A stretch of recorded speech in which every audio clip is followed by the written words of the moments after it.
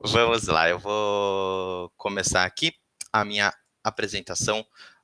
Antes de mais nada, agradecer a oportunidade de estar aqui apresentando para vocês um tema que eu adoro. Gosto tanto que eu escolhi trabalhar com ele, que é Threat Intelligence, né? E foi perguntado, né, a grande pergunta foi como é que nós podemos estar um passo à frente, né, com tantas ameaças acontecendo, com tantos casos recentes, né, como é que nós podemos olhar para trás antes desse furacão chegar, né, na gente. E eu acho que a pergunta, na verdade, que ela tem que ser feita é mais de por que o nosso inimigo ele sempre parece que está na nossa frente, né? Por que ele está sempre com a iniciativa? Eu acho que esse é um ponto importante. E como a gente pode reverter isso, né? Trazer essas informações para a gente com ferramentas, com mindset, né? E eu acho que um dos grandes principais aqui pontos é a gente entender como funciona mesmo esse universo de Cyber Threat Intelligence, que é composto pelos bits e pelas pessoas, né? A gente conhece os bits and bytes, né? E quando nós estamos falando em bits, né, nós estamos falando aí de defesa de borda, nós estamos falando de firewalls, IOCs, regras IARA, né, um Blue Team, um Red Team, né, esse universo aí de cybersecurity. Mas nós temos as pessoas por trás disso também, né, que são responsáveis por fazer a análise, por ter a curiosidade de ir buscar as informações, de investigar, de usar ferramentas, né, de levantar os questionamentos. Isso daí faz a parte do Threat Intelligence, né? E nós temos a possibilidade de unir esses dois, o cyber, o threat e o intelligence, né? Eu até fiz aqui a brincadeirinha, o trocadilho com the bad, the good and the ugly. Talvez alguém tenha entendido, talvez não, mas a gente tem o the cyber, the threat and the intelligence, né? E o mais bonito é que tudo se complementa, né? A gente tem os times de Cyber Threat, né, da mesma maneira que a gente tem um time de Red Team, Blue Team, e eles precisam das ferramentas para poder trabalhar, né. O time de Cyber, né, ele vai se preparar para eventuais ataques, mal utilizações de sistemas, né, e o time de Threat ele vai se perguntar quem faz esses ataques, como é que eles descobrem essas informações, né. Então, o time de Threat ele vai buscar esses agressores, ele vai procurar novidades, vai entrar em fóruns, vai entrar em grupos, vai olhar redes sociais, né, vai filtrar quem são os principais atores nocivos ali para conseguir essas informações, né, de como eles planejam esses ataques. Eles consolidam essas informações e eles passam para o time de cyber. Da mesma maneira que o time de cyber também une o time de threat intelligence com essas informações. Um exemplo muito clássico disso, vamos imaginar aí ransomwares, né, que eles estão bem em alta. O time de cyber vai falar, poxa, tem sempre o mesmo IP aqui batendo, tem sempre alguém tentando mandar um e-mail, né? E o time de threat, ele vai e tenta descobrir quem é essa pessoa, né? Por que ele está fazendo isso? Como é que ele conseguiu essas informações, né? Ele vai estar pensando fora da muralha, né? Porque sempre que a gente fala aqui de defesa cibernética, a gente gosta de usar esses termos castelos, muralhas, né? E é importante a gente se proteger, mas a gente tem que olhar o horizonte também, né? Um exemplo clássico aqui que eu gosto de mostrar é o caso do print screen e a foto, né? O Clério falou que essa reunião ela está sendo gravada, então né, ela vai ser compartilhada, mas vamos imaginar que esse daqui fosse um fórum fechado e que por algum motivo não desse para a gente fazer uma captura de tela, né? Apertar a tecla print screen ou gravar, né? A gente conseguiu bloquear um lado, mas o que impede de uma pessoa pegar o celular dela e gravar? Ela não vai ter a mesma qualidade, mas a informação ela vai ser divulgada. Para onde vai essa informação? Né? Como é que a gente localiza? Então aqui, inclusive, eu apresento um caso que a gente pegou na nossa plataforma de uma pessoa que, num sistema que não tem como apertar a tecla print screen, ele pegou o celular e tirou uma foto. E foi para um grupo de mensageria, né? Ele acabou divulgando, a gente acabou localizando, passou. Eu estou censurando aqui, mas confia em mim quando eu digo que tinha bastante informação aqui que não deveria estar sendo divulgada num grupo de WhatsApp. Até pelo teor da mensagem vocês conseguem ver isso, né? Então a gente precisa ter essa visão também. E a gente precisa proporcionar as ferramentas e o mindset para os times e para as pessoas, para que eles possam, de alguma maneira, tomar alguma atitude, né? Porque o mundo ele está aí, cheio de gente falando coisas, e a gente está localizando, a gente está encontrando esses atores, a gente está procurando entender o porquê, né? Então aqui tem um exemplo clássico tem só alguns, mas depois eu vou mostrar um gráfico para vocês que aqui eu tenho 5 fotos apenas, né? 5 prints, mas poderiam ser 50, 500, 5.000, né? Muito mais do que isso. De pessoas falando que tem esquema com gerente de banco, e cabe a nós localizar isso, entender como é que eles têm essas informações e poder tomar uma atitude defensiva, né? Tá ali, num primeiro momento, de uma maneira proativa e não reativa depois que isso acontece. Nós temos também aqui, por exemplo, para provar metadados de uma postagem, um grupo de WhatsApp público, que a gente consegue pegar essas informações. A gente tem também pessoas vendendo informações confidenciais com uma facilidade absurda. Talvez uma pessoa um pouquinho mais aí, poxa, isso daí me lembra um caso muito famoso do começo do ano, né, de 223 milhões de CPFs. Tava lá, com uma facilidade absurda, e qualquer um poderia ter essa informação. E a gente conseguiu, felizmente, lá tá, num primeiro momento, identificando, vendo o que estava acontecendo, quem tinha interesse nessas informações, a gente conseguiu pegar, fazer uma tratativa muito boa dessas informações, né? A gente proporcionou esse conforto aí para os nossos clientes, para os nossos parceiros, para que pudesse se ter alguma atitude. A gente sabe que o pessoal vai compartilhar arquivos de texto, então a gente tem que estar com uma maneira de ler o que está ali sem precisar olhar todos esses esquemas, e eles compartilham com uma facilidade absurda. Então a gente consegue olhar isso também para descobrir como eles estão fazendo, porque quando a gente descobre como eles estão fazendo, a gente consegue se proteger, não é mesmo? Aqui, por exemplo, metadados daquelas de postagens com arquivos, áudios, né? A gente sabe que hoje em dia arquivos de áudio, eles ame-os ou odeios, né, as mensagens de áudio, mandam um áudio, eles são aqui para ficar, né? Tanto o WhatsApp quanto o Telegram, eles vão acontecer, e cabe a nós facilitar o time, né? Que eles tenham uma maneira de poder fazer isso de uma maneira mais pragmática, mais pronta. Então, né, por que a gente vai perder tempo escutando todos os áudios quando a gente pode fazer uma transcrição deles, identificar e, de alguma maneira, se quiser, pode escutar o áudio, não tem problema, né? Ou imagens, né? A leitura do conteúdo das imagens, utilizar as tecnologias que nós já temos hoje em dia ao nosso favor, né? A gente tem que sempre tentar proporcionar isso para os nossos times de cyber e para os nossos times de threat. Da mesma maneira, para identificar phishing, onde está, quem criou, né? Quais são os alvos, né? As campanhas de phishing, isso aqui foi só um exemplo. Phishing vai estar aí para sempre, né? E aqui vai a grande maldade, né? Quando eu falei que eu ia mostrar um gráfico. E aqui começa realmente a ficar a parte interessante disso. Se vocês conseguirem ver aqui esse primeiro número aqui, eles são 18 mil, tá? Apenas de pessoas comentando um termo específico. Que por si só não quer dizer nada, né? Não necessariamente obriga a levantar uma flag e dizer algo tem errado aí. Então cabe a interpretação e do know-how das pessoas responsáveis aqui no lado bom, de que a gente consiga fazer uma filtragem. E se vocês observarem o segundo gráfico, a gente já conseguiu abaixar esse número, porque a gente está fazendo as perguntas que o lado de lá também faz, né? Porque a gente está pensando igual a eles. A gente é uma guerra, a gente tem que pensar como o inimigo está pensando.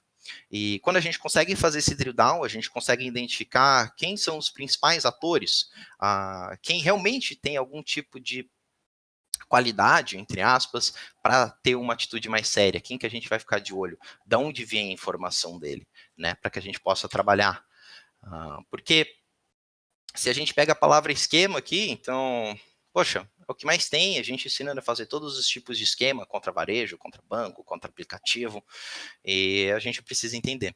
A gente precisa estar ali, nesse mundo deles, para poder se proteger também, para poder munir as nossas muralhas, fechar os portões, colocar as torres, né? O meu botão de... Ok, vamos lá. E, então, quando a gente consegue fazer esse drill down, a gente consegue identificar os atores, a gente consegue fazer essa análise, ver como eles estão compartilhando esses tipos de evento, como é que eles estão aqui dentro. E também é muito importante, eu sei que vocês devem estar pensando, poxa, mas isso, né, é um trabalho extremamente técnico, nem todo mundo tem um conhecimento de de cuidar desse ambiente corporativo e de ficar fazendo essas análises, né? E o meu usuário final, né? Uma das coisas que eu também gosto de mostrar, isso daqui é um exemplo de vazamento de credenciais. Vocês conseguem ver password e vocês conseguem ver o e-mail. Um pequeno spoiler, eu não peguei ali um @gmail, eu peguei um domínio mesmo, né? Igual tem brasiline.com.br, né? A gente tem diversos outros domínios e tem diversos vazamentos. E nenhum desses casos veio de uma falha da instituição, do grupo. São todos vazamentos oriundos de fontes secundárias, né? Então, um dos pontos que é extremamente importante quando nós estamos falando em Cyber Threat Intelligence é também educar. Porque a gente sabe que a gente não pode sair correndo na rua depois de sair do banco que a gente acabou de sacar dinheiro sacudindo um envelope, né? Não é uma boa ideia. A gente aprende isso. E quando a gente está aqui dentro desse mundo, cada vez mais globalizado, com a internet das coisas, com uma dependência maior, né? A gente tem coisas boas, né? Poxa, facilidade, a gente tem mordomias e confortos que foram possibilitados por essa evolução, mas ela traz perigos, né? Então a gente realmente precisa educar as pessoas de uma maneira. É possível, assim, fazer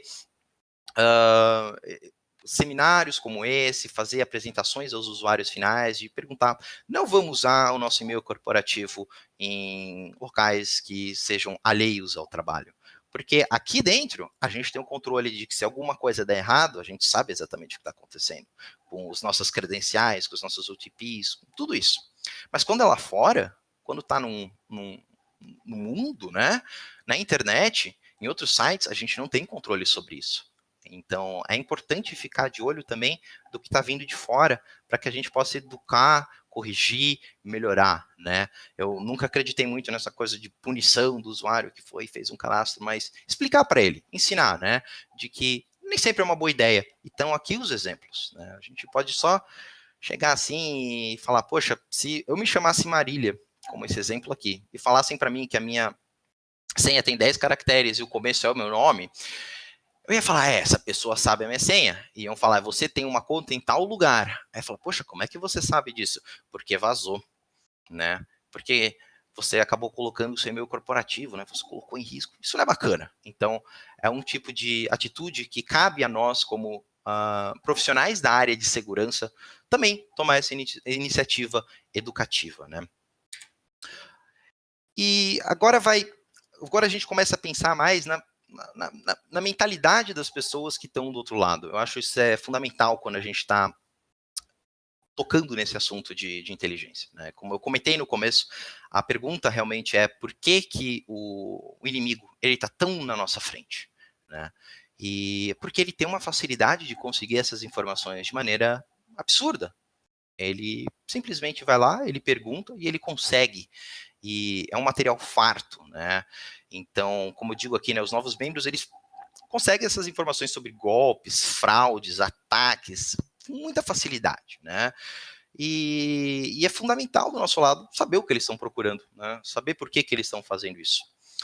E quando a gente tem essa informação, a gente consegue se precaver. Né? Antes de continuar para o próximo slide, eu gostaria de fazer o grande questionamento, né? De por que na verdade, os hackers, os criminosos, eles fazem isso, né? Eu imagino que todo mundo deve estar falando aí, poxa, é uma questão financeira, é uma questão de imagem, né? De poder. E eu vou deixar essa pergunta com vocês um pouquinho e propor como um exercício mesmo para a gente pensar até o final da apresentação, de por que eles fazem isso, porque a resposta às vezes não é tão simples. E entender esse pensamento ajuda que nós possamos fazer as perguntas certas, né? E um dos exemplos clássicos aqui, quando a gente está pensando, é que Threat Intelligence, na verdade, o mundo de cyber, ele é 50% o teclado, 50% a pessoa que está por trás do teclado, né? Sempre vai ter um humano que escreveu aquele script, que escreveu aquele malware, que conseguiu fazer aquele SQL injection. Sempre vai ter alguém. E essa pessoa, ela pode ou não divulgar essa informação. E quando ela divulga, ela divulgando. E às vezes você consegue entrar em contato, às vezes você consegue se passar, fazer um processo de interação, E isso é importante por quê? Porque o ser humano, no geral, ele tende a compartilhar mais do que ele deve, né? Se você repetir a mesma pergunta para uma pessoa, cada vez ele vai colocar um ponto final a mais. E isso é uma das técnicas de threat intelligence muito bem-vindas, que a gente vai lá, a gente pergunta, poxa, eu tenho interesse, você consegue me provar do que você está falando? E às vezes ele acaba deixando uma informação passar ali, que é tudo que a gente precisa. Esse daqui foi um exemplo clássico que a gente identificou. A gente tinha um ator vendendo um RCE, né, uma vulnerabilidade aí, num banco. E antes de criar todo o alarde, eu fui lá e falei, poxa, é legal que você tem, eu tenho interesse nisso, né? Você poderia me explicar mais um pouquinho aí do que você realmente conseguiu, para eu saber se eu quero mesmo isso? E como quem nada quer, ele deixou passar todas as informações que eu precisava para poder avisar aquele banco e conseguir proteger as muralhas, né? Com uma simples pergunta, né? Você realmente consegue fazer isso, né? Eu duvidei dele. E as pessoas não gostam de ser duvidadas, né? É uma coisa do ser humano como indivíduo. Então, ele usou o teclado, ele usou 50% do teclado dele ali para desenvolver um script, para procurar uma vulnerabilidade, e a gente usou o 50% humano para descobrir a vulnerabilidade dele e conseguir as informações para, né, dar um passo à frente, conseguir se proteger, né? Então, de onde eles vêm realmente, né? O que eu perguntei agora há pouco. Tem tanto o hacker quanto o hacker escrito errada, né? Acho que todo mundo já viu hacker escrito assim. É um termo que, quando a gente fala dos hackers, né, a gente pensa a pessoa com capuz, né, num quarto escuro e com 3, 5, 10 monitores ali, com diversos terminais abertos. Né, isso nem sempre é verdade, né? Eu culpo Hollywood para isso, por exemplo. Mas eles têm uma coisa em comum. Tanto o hacker profissional, né, que são os indivíduos com conhecimento técnico grande, né, eles estão ativamente escrevendo ransomwares, escrevendo malwares, trojans, worms, eles praticam engenharia social, né, para aplicar backs, né, business email compromises, por exemplo. Então não são pessoas que não conseguem falar, que não têm uma didática boa, que não que tem problemas para relacionamento. Não, eles se comunicam muito bem, eles conseguem enganar muitas pessoas na conversa. Né? Eles desenvolvem scripts, eles desenvolvem ali, exploram vulnerabilidades em Zero Day. E a gente tem o hacker que, outros termos também conhecidos como script kiddies, slamers, né? Eles se aproveitam disso, né? Eles fazem fraudes com cartão, eles fazem sites de phishing, perfis falsos, esquemas, eles têm os contatinhos dentro de alguma agência ou dentro de alguma empresa, né? Que são duas entidades tão perigosas quanto, tá? Eu não vou menosprezar nenhum lado nem o outro. Muito pelo contrário. Imaginar que o hacker, escrito certo, ele é a pessoa que quer assaltar o banco, né? Para tirar o dinheiro de uma vez só e fazer aquele one hit, né? Aquele score grande. Enquanto o hacker com R, ele vai estar sempre assaltando a pessoa que sai do banco, né? Para não chamar tanta atenção, né? Então ele prefere. Mas essas duas pessoas, né? Esses dois indivíduos, eles têm uma característica em comum, ou mais do que uma, na verdade, né? Mas eu diria que a principal é a curiosidade e a vontade de aprender, a questão de conseguir se adaptar muito bem. Eu dei até aqui o exemplo, acho que todo mundo lembra no começo da pandemia que estavam fraudando álcool em gel, né? Estavam conseguindo fazer esquemas com álcool em gel, como isso é possível, né? Então, poxa, né? Cria-se alguma coisa nova, eles vão se adaptar e eles vão estar lá para conseguir pegar isso. Né? E por que é importante citar a curiosidade, a capacidade de aprender e de se adaptar? Porque isso é importante para o nosso lado. Porque, no fundo, né, os especialistas em segurança, eles também são hackers. Né? Quando a gente pensa na origem da palavra, a gente pensa que são pessoas curiosas, que uma vez olharam para um computador e se perguntou, por que você não vai me deixar acessar isso daqui? E essa curiosidade foi crescendo e foi aprendendo, né? Quando a gente pensa nisso, então nós não somos assim tão diferentes, né? Então, mas por que eles vão para lá e eu tô aqui, por exemplo, né? Essa daí vai ser a grande última pergunta, eu acho, que dessa apresentação, né? Para ilustrar, por exemplo, quando a gente está olhando, isso aqui foi do nosso relatório do ano passado, é extremamente difuso esse mundo. Nós temos dados bancários, a gente tem cartão, a gente tem brand abuse, perfil falso, a gente tem vazamentos grandes, a gente tem phishing, a gente tem vazamento de credenciais. É um mar composto pelos hackers profissionais e os hackers amadores, né? Então, por que isso?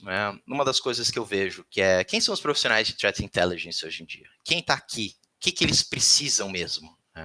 Quais são as ferramentas? Quais são o mindset que nós precisamos para ter nós, como pessoas, também a capacidade de estar além? Porque quando a gente quer ser médico, a gente estuda medicina. Eu quero ser um advogado, eu vou fazer direito. Eu quero ser um engenheiro, vou fazer engenharia. Ou eu quero ser um arquiteto, arquitetura. E quando eu quero trabalhar com threat intelligence, o que eu faço? Né? De onde eu vou? A gente pode vir de qualquer lugar, isso que é o mais bacana, né? A gente tem tanto a parte sólida, porque, por exemplo, eu quero ser um engenheiro ali de fazer forense, trabalhar em cima de malware, né, engenharia reversa. Então, beleza, você pode fazer ciência de computação, você pode fazer redes, você, enfim, tem uma magnitude de possibilidades que são oriundas disso. Mas é um mundo grande, né? Então, nós aprendemos muitas das nossas coisas através da curiosidade. Então, quando nós estamos pensando nos profissionais hoje em dia, que vão usar as ferramentas, que vão usar o seu raciocínio lógico e até o abstrato para conseguir proteger o que nós temos e o que nós construímos, é muito importante incentivar esse tipo de curiosidade, esse tipo de vontade de aprender. Nós não podemos pensar num universo homogêneo de analistas, né? Sempre todo mundo vem do mesmo lugar, porque o outro lado não é assim. E quando você tem uma magnitude tão grande de pensamentos diferentes do outro lado, nós precisamos ter eles aqui também. Nós precisamos incentivar que eles venham para cá, mas entender que a gente tem que evitar que as pessoas que estão aqui, que têm vontade de estar aqui, elas vão para lá. Porque quando nós não fazemos isso, quando nós não incentivamos, nós não proporcionamos as ferramentas, nós não proporcionamos a liberdade e a criatividade dos nossos analistas aqui, o outro lado ele vem fazendo isso há muito tempo. Quando aparece uma pessoa com vontade de aprender ou que tem alguma ideia muito boa, que sabe usar as ferramentas e está querendo entrar e quer colaborar com o nosso mundo, quer ser uma das pessoas boas, né? E nós não permitimos isso de alguma maneira, o outro lado ele está permitindo isso há muito tempo. Por isso que parece que eles estão sempre um passo à frente da gente. Né? Aqui eu tenho um caso do Lockbit, que é um ransomware, e uma campanha de recrutamento que ele está fazendo. E eles realmente ensinam as pessoas e ajudam, né? E para uma pessoa que está começando agora, isso parece ser até mais chamativo, né? Por que as pessoas realmente estão lá, né? Hackers são curiosos, é isso que eu comentei, né? Os analistas de segurança, eles são para sempre vão ser curiosos. E dentro do possível, eu gosto de incentivar esse tipo de pensamento crítico, né? Para que a gente não tenha só uma ferramenta, a gente tenha a possibilidade de expandir e utilizar ela da melhor maneira possível.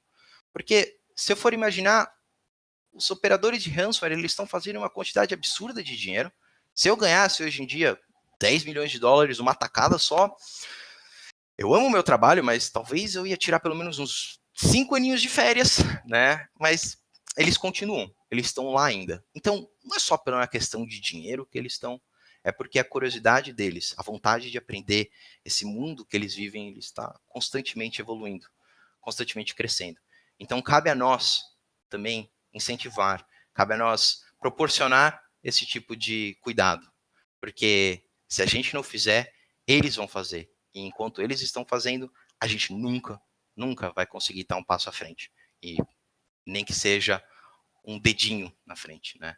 Porque quando bandido não tira férias, então a gente também não, bandido não pensa em feriado, a gente também não, e não tem problema, mas a gente precisa estar aqui unidos e pensando que alguém tem que incentivar esse mundo, porque eu espero realmente, e eu amo a profissão que eu faço, que eu consiga ajudar as pessoas através do que eu aprendi hoje, do que eu vou aprender amanhã. Mas é mais ou menos isso, gente. Em nome da Pura e da Brasiline, muito obrigado pela oportunidade de fazer essa apresentaçãozinha para vocês.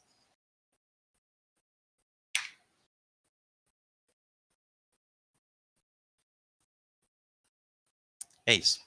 Eu sou mais tímido do que parece. Agora é o momento que todo mundo fala que meu microfone estava mutado o tempo inteiro. O chat está aberto aí para o pessoal, mas não tem nenhuma pergunta. Tá? Se alguém quiser fazer qualquer pergunta aqui de como funciona esse mundo, por favor, eu não tenho problema nenhum em explicar. Pode mandar uma pergunta aí no chat que eu posso abrir o áudio também, tá, pessoal?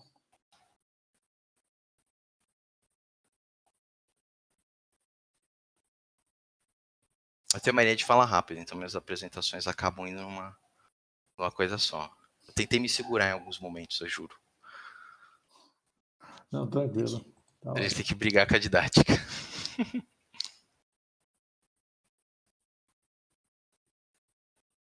Ok, não tem nenhuma pergunta?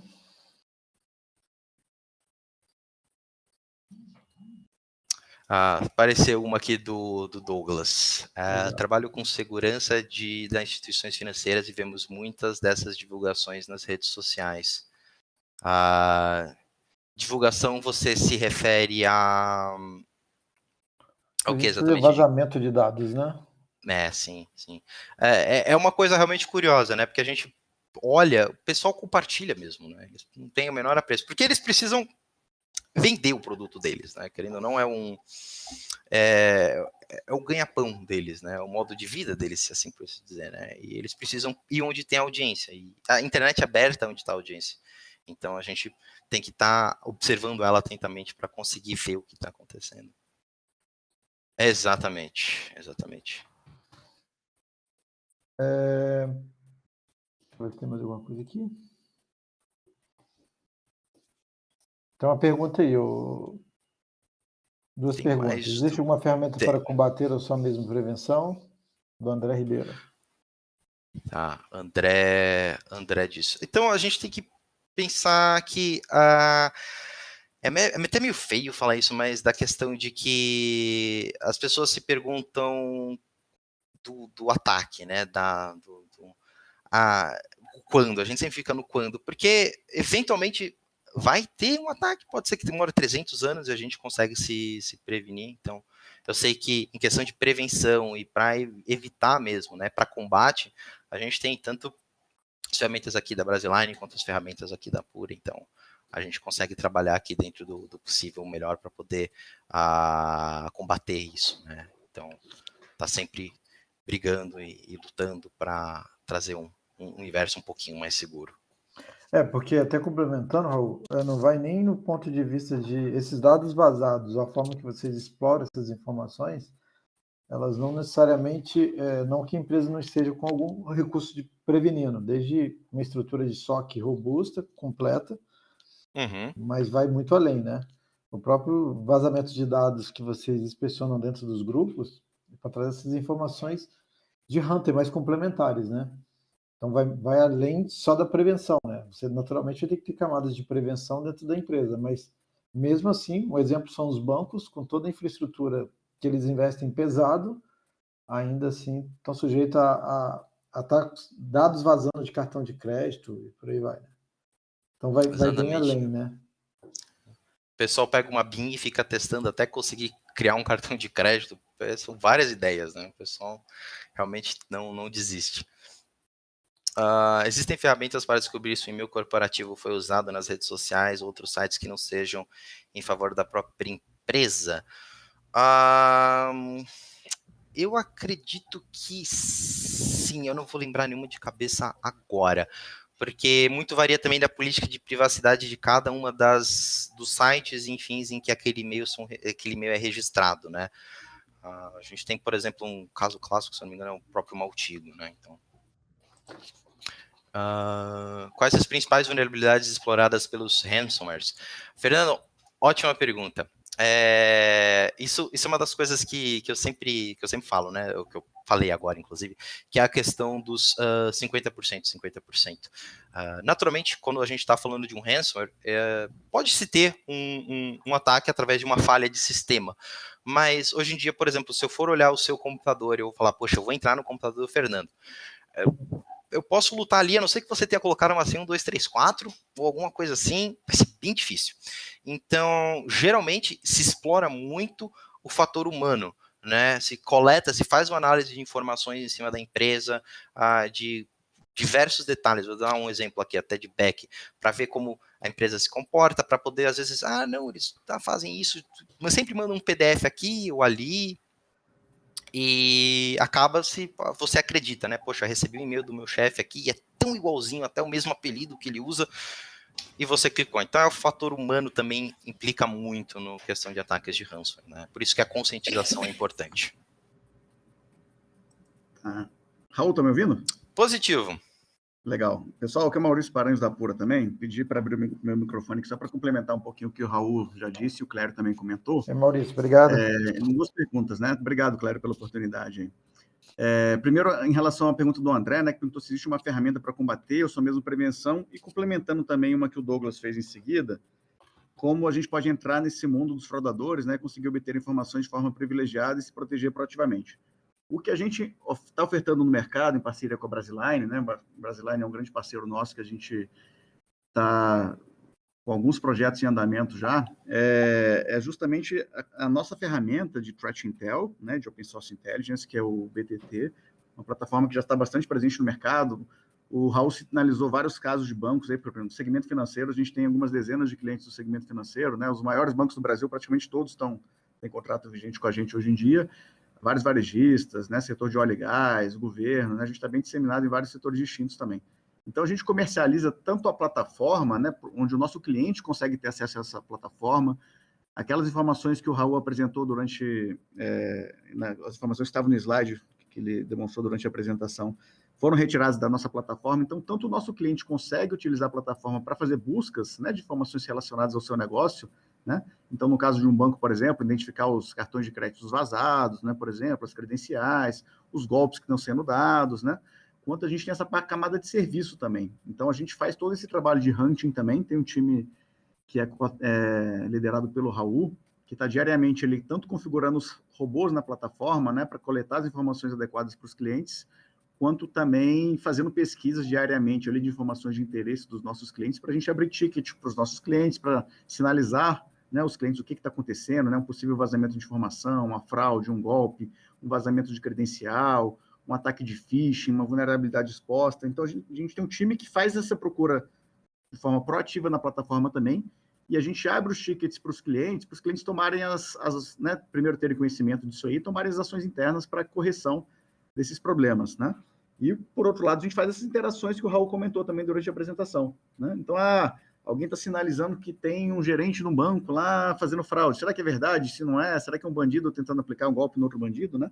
Então, a gente interage com esse cara, pega mais informação, passa informação para o cliente verifica se realmente é efetivamente uma falha operacional que está acontecendo, uma falha do processo, é realmente um funcionário interno que está fazendo parte de uma quadrilha, fazendo aquela transação ilegal, né? Dei exemplo de banco, mas em vários casos, né? Em varejo, serviços, governo, né? A gente tem casos em todos os setores aí. Então, a gente ajuda tanto com licenciamento de plataforma, quanto nessa camada de serviço de monitoramento, essas interações, esses engagements que a gente faz aí também com os atores do outro lado para pegar mais informação de interesse para os clientes, tá? Só complementando aí.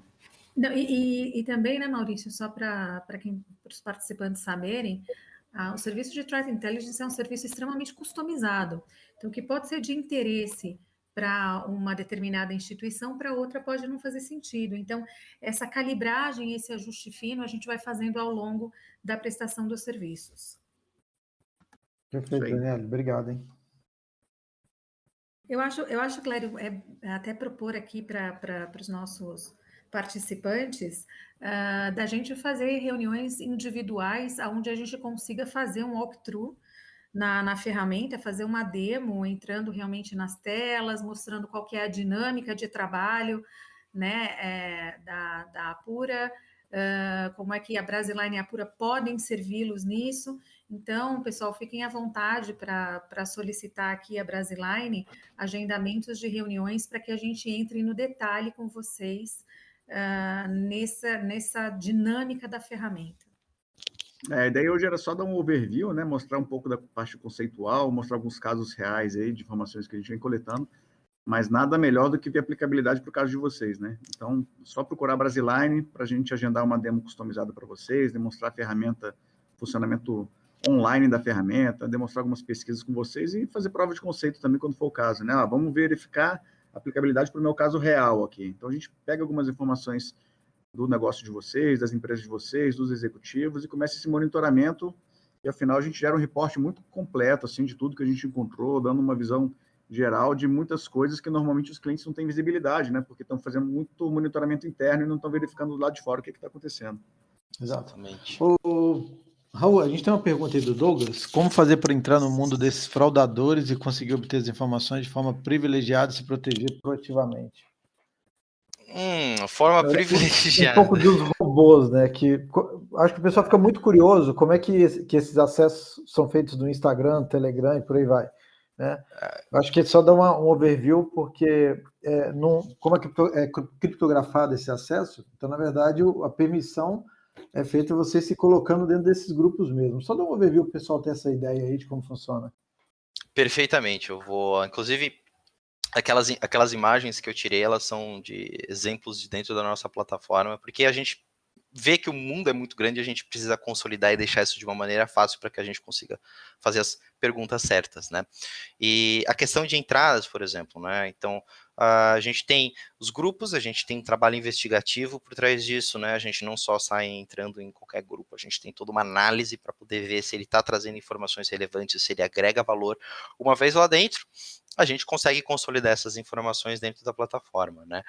Mas a gente tem todo um trabalho para identificar, né? A gente tem igual tem o Metric Chain, quando a gente está falando de um ataque que tem desde o reconnaissance até o escalation of privileges lá no final, a gente também tem todo um processo de reconhecimento, identificação, entrada nos grupos, né, e uma vez dentro dos grupos, identificação dos atores, para se a gente precisar ver, né, analisar ele com mais cuidado, a gente consegue também, e a gente automatiza muito isso através de robôs, né, através de scripts, e tudo isso fica disponível na nossa plataforma para fácil consulta, consolidação, abertura de tickets, chamados, ocorrências, enfim, né, tudo isso. Então, é um trabalho investigativo previamente estabelecido para que a gente possa entrar nesses grupos e identificar as principais fontes, né, porque surge uma rede social nova, surgem esses problemas novos e a gente faz essa análise para a viabilidade da indexação dela e captura das informações.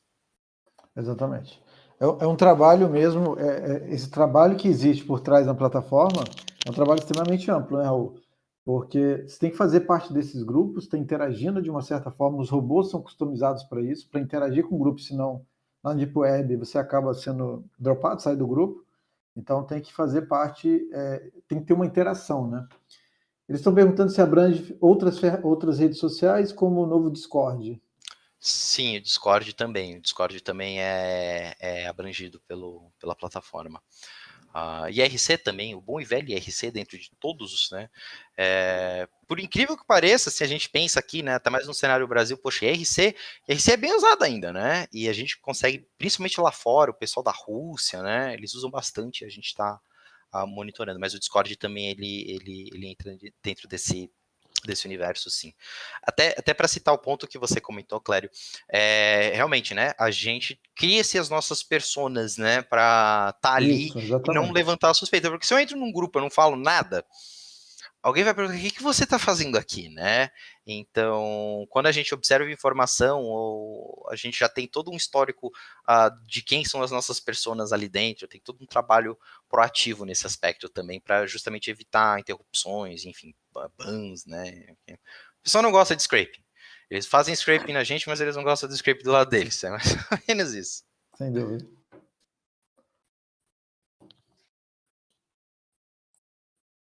Mas é uma pergunta aí do André. Vamos lá. Quantas camadas da Threat Intelligence utiliza e como você define cada camada? Básica, média e máxima? Eu imagino, eu posso estar enganado, mas talvez tenham duas interpretações para essa pergunta. O primeiro é de como a gente classifica cada um dos nossos achados em questão de tá tudo bem e, oh meu Deus do céu, né? A gente tem uma escala dentro aqui interna, que também é aberta ao cliente. Porque, como o Maurício comentou anteriormente, às vezes algumas informações que são úteis para determinado cliente não se aplica necessariamente para outro cliente. Por exemplo, às vezes você é dono de uma empresa que tem problema com cartão de crédito. É um tipo de feed ali de cartão de crédito que não tem por que você ter isso, mas, poxa, eu tenho muito problema com phishing acontecendo aqui, coisa de boleto, né, então já é um outro aspecto. Então, para você, isso é uma prioridade maior, né, e a gente faz esse escalonamento através da conversa que a gente tem com os clientes, com os times técnicos deles, né, porque Threat Intelligence é o compartilhamento de informações, né, a gente ensina muito aos nossos clientes, a gente também aprende muito deles, isso é muito bacana, né, de como eles observam a empresa deles, né, e o que eles precisam. Eu não sei se eu respondi a sua pergunta, se não, só perguntar de novo, eu tento responder um pouquinho melhor. Show, então deu certo. Muito obrigado pela pergunta, André. André, estou abrindo o áudio, se você quiser falar aí diretamente, fica à vontade, tá? Tá com o áudio aberto.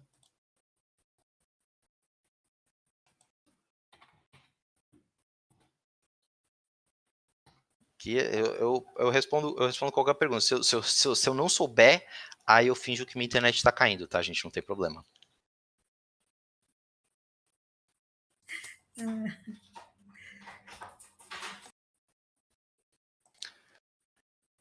Mais alguém, pessoal? Alguém mais tem alguma pergunta? Acho que fechou. Ótimo, pessoal. Maurício, obrigado. Obrigado, Daniele. Obrigado, Raul. A gente abre, então, espaço aí para vocês ficarem à vontade em marcar uma apresentação individual. A Daniele cuida dessa parte do comercial na Apura, então ela está aí à disposição. Maurício também aí que falou e complementou as informações do Raul. Obrigado, tá, pessoal? Obrigado a todo mundo. E vamos Um prazer, muito grande. A gente vai disponibilizar obrigado, Clério. Eu que agradeço a gente oportunidade de estar aqui, aí. gente. Muito obrigado.